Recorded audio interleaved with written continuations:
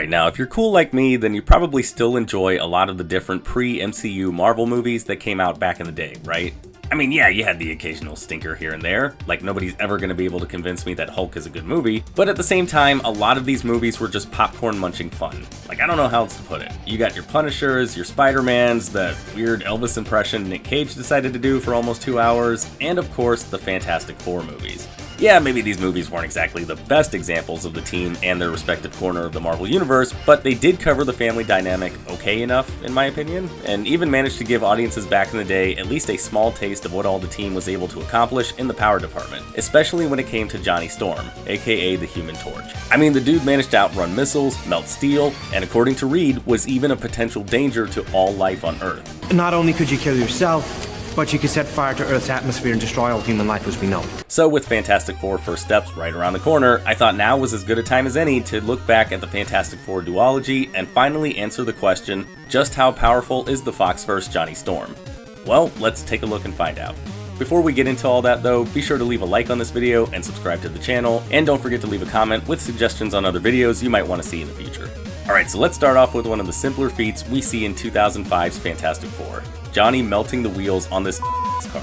Now you might think this is actually a way crazier feat, like he somehow actually melted vulcanized rubber since, you know. Because you can't do that. But no, it looks like he just got the, the metal parts instead. Boo! So anyways, how hot does fire need to be to melt the wheels on a car, you may ask? Well, most modern car wheels are either made of an aluminum alloy or steel, but since I think it's safe to say our boy here is a bit of a street racer, and steel tends to be heavier and can affect things like acceleration and initial speeds, I think it's safe to say that he's probably rocking the alloy wheels in this scene. If so, then that would mean Johnny's putting out heat anywhere from around 630 to 650-ish degrees Celsius, which a quick conversion tells us is about 1,202 degrees Fahrenheit on the high end here.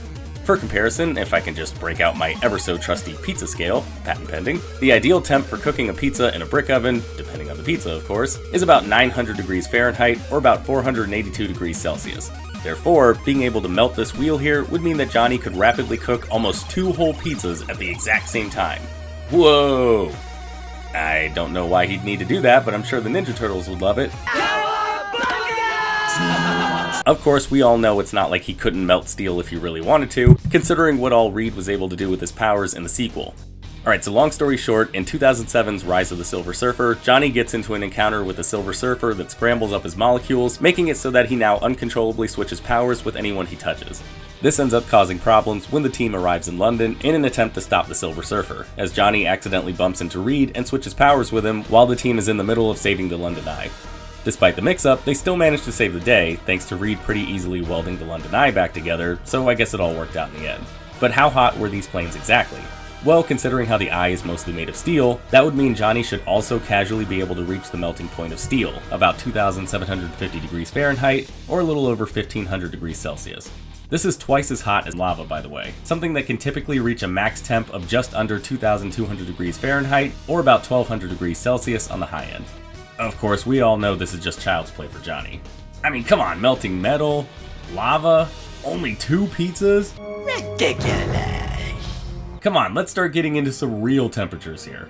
Going back to the first movie, when the team first gets back to the Baxter building and starts testing their powers, we can see Johnny flame on in one of Reed's testing chambers, and he pretty casually reaches a recorded temperature of 2,256 Kelvin.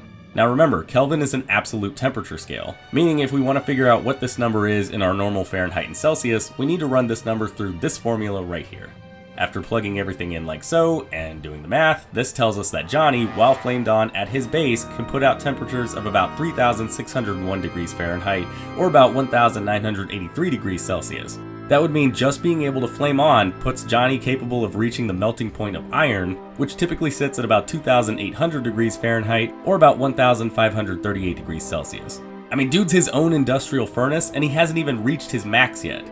Seriously though, it does get even crazier than this, as Johnny himself confirms in the same scene that he can get even hotter than that right before starting to push himself to his limits and eventually getting shut down by Reed and Sue. What Bill? You guys are cramping my style! Turns out this was probably for the best though, considering how Johnny apparently managed to reach 4,000 Kelvin before he got shut down. Johnny, you were at 4,000 Kelvin. So what does this mean? Well, plugging this back into our formula from earlier and doing a little conversion on that puts Johnny's medium flame on at about, Let's see here. About 6,740 degrees Fahrenheit, or about 3,726 degrees Celsius. That's literally like the average temperature of a star, and Johnny's still reaching that temperature super casually. Speaking of, what the hell did Reed make these chamber things out of? Like adamantium? I mean, I know it melted still, but geez, it held up way better than you think it would, right? Of course, Johnny does get the chance to go even hotter than that towards the end of the movie. During the final battle, when everyone's wailing on Dr. Doom, Reed yells at him to just get serious already and reach supernova temperatures. Which, according to Reed and Sue earlier at the Baxter building, apparently means the temperature of the surface of the sun. Any hotter and you're approaching supernova. Sweet! No, not sweet. That's the temperature of the sun. That's the temperature of the sun.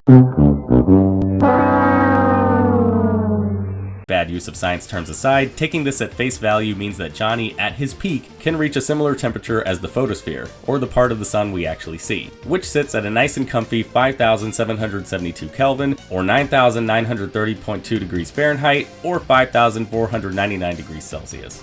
This also seems to be about where he taps out though, considering how worn out Johnny looked immediately after making that flame tornado against Dr. Doom. Still though, surface temperature of the sun is a pretty impressive feat, right? Now I'm just wondering how powerful that variant of Pyro was if he was able to handle energy output like this. But there you have it, Foxverse Johnny Storm, the Human Torch, is capable of reaching temperatures that match the sun. Kinda makes you wonder how the new Torch is gonna stack up to this guy, right?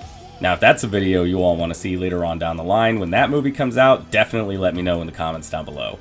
And hey, if you guys liked what you saw, then as always, be sure to like this video, subscribe to the channel if you want to see more videos like this one, and maybe check out my socials while you're at it. Links as always are in the description down below. And with that, I will see you all next time.